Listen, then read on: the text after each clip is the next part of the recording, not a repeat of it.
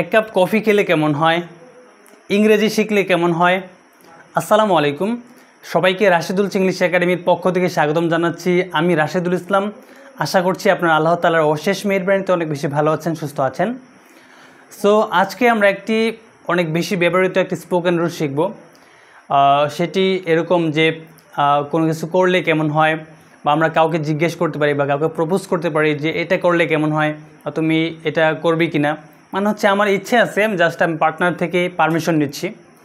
এরকম ধরনের আমরা কিছু সেন্টেন্স মেক করতে পারি, যেমন এক কাপ কফি খেলে কেমন হয়, এক কাপ চা খেলে কেমন হয়, বা হচ্ছে আজকে ক্রিকেট খেলে কেমন হয়। এরকম ধরনের আমরা অনেক সেন্টেন্স মেক করতে পারি। এর জন্য যে আমরা স্পোকেন রুলটি ইউজ করতে পারি সেটা হচ্ছে হাউ অ্যাবাউট। এটার স্ট্রাকচার হচ্ছে হাউ অ্যাবাউট প্লাস যেই কাজটি করলে কেমন হয় সেই ভার্বের সাথে আইএনজি প্লাস অবজেক্ট।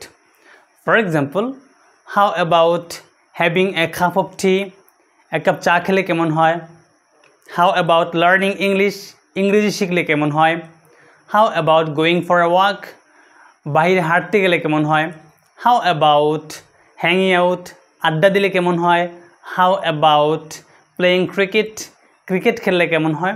এরকম ধরনের আমরা হাজার সেন্টেন্স মেক করতে পারি, যেগুলো আমাদের ডেইলি লাইফে বলার প্রয়োজন হয়। So that's all. Thank you so very much for patient listening. আল্লাহ হাফেজ।